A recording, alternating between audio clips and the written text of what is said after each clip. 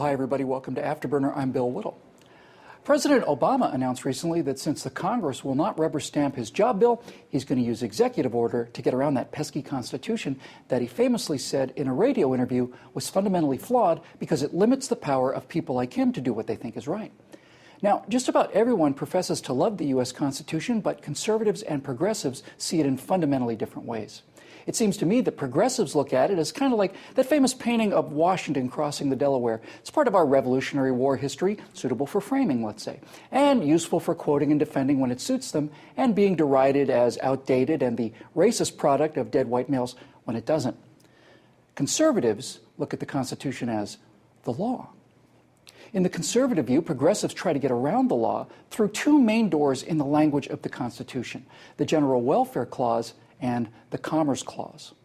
The General Welfare Clause makes an appearance in the preamble to the Constitution, and it also appears in the enumerated powers, good old Article 1, Section 8, which reads that the Congress shall have the power to lay and collect taxes, duties, imposts, and excises, to pay the debts, and to provide for the common defense and the general welfare of the United States.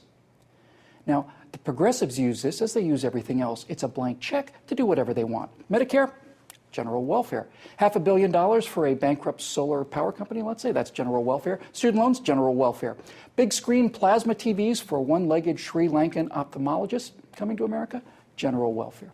You know, I've yet to hear progressives mention anything that the General Welfare Clause does not allow, which means that if this clause means what they think it means, government power is unlimited, and every single other word in the entire document, every single word, thought, and phrase that doesn't start with general and end in welfare is utterly and completely meaningless.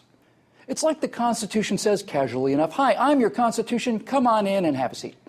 And then some legislator says, see, it says have a seat, which authorizes Congress to buy 200 million chairs of various sizes and colors, also ottomans, couches, hammocks, stools, benches, pews, and ledges. And since it's absurd to have all of these things out in the snow, the Take a Seat clause also obviously authorizes us to build huts, tents, lean-tos, houses, cabins, hotels, mansions, and skyscrapers to put them in. And also, it clearly authorizes us to spend trillions on the roads, railways, canals, seaports, navigational aids, electrical grid, sewer system, and the police and fire forces necessary so that you can have a seat.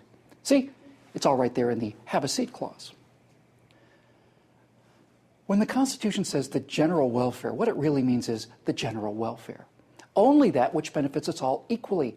National defense is mentioned because it benefits all of us generally, not some of us specifically. Tax money for interstate highways, that's the general welfare. Taking money from some people and not others, and using that money to benefit some people and not others, that's not the general welfare.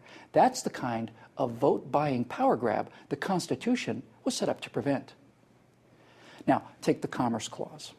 Obamacare says that the federal government has the power at gunpoint, if necessary, to make you buy something you may not want, may not need, and may not be able to afford. Where on earth do these charlatans think they get that kind of power over our lives? Well, through the Commerce Clause, obviously, and that works perfectly well for them until, you actually read the Commerce Clause, which says that Congress shall have the power to regulate commerce with foreign nations and among the several states and with the Indian tribes. So, are you a foreign nation?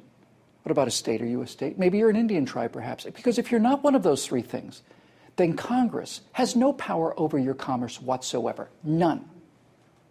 So, how did they get that power?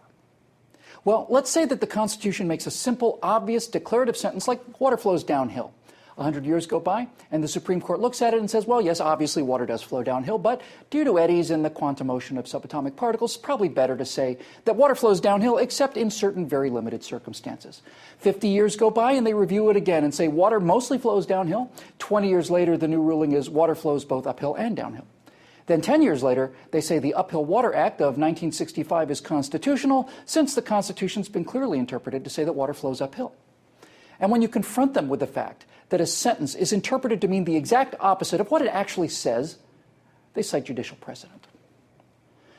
My friends, the Constitution is an instruction manual, that's all it is. It tells us how to build the federal government. Its entire purpose is to decide what power goes where, and it only deals with three players, the three parties that will share that power. And those parties are the federal government, referred to in the Constitution as the United States, and then the states themselves, and finally, the people. The The Constitution says things like members chosen every second year by the people of the several states and the electors in that state, or we the people, or the right of the people to keep and bear arms. Again and again and again, these three same players, the federal government, the states, and the people. If the Constitution had the authority to make you buy Obamacare, it would have said Congress shall have the power to regulate, tax, and enforce commerce among the people. But it doesn't say that at all. Now, progressives will say, Bill, you fiendishly good-looking, well-dressed, articulate, debonair, well-educated patriot with whom we respectfully disagree. You're wrong. The Supreme Court has ruled that the Commerce Clause lets Congress regulate commerce among the people, to which I reply, I don't care. We, the people, have a contract with our government. It's called the Social Compact. It basically says we agree to be taxed and we agree to obey the law so long as the government agrees to follow the rules outlined in the Constitution. That's the deal. We, the people, have that agreement. Not we, the Supreme Court justices, not we, the Harvard Law Review editors, not we, the publishers of the New York Times. We, the people.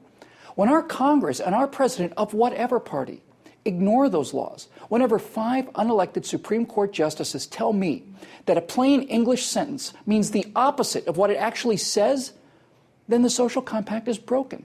If my government does not live up to its end of our contract, I have no obligation to live up to mine. The social compact is broken. So what do we do about it? Do we choose lawlessness or do we choose a return to the law? Because we have to choose.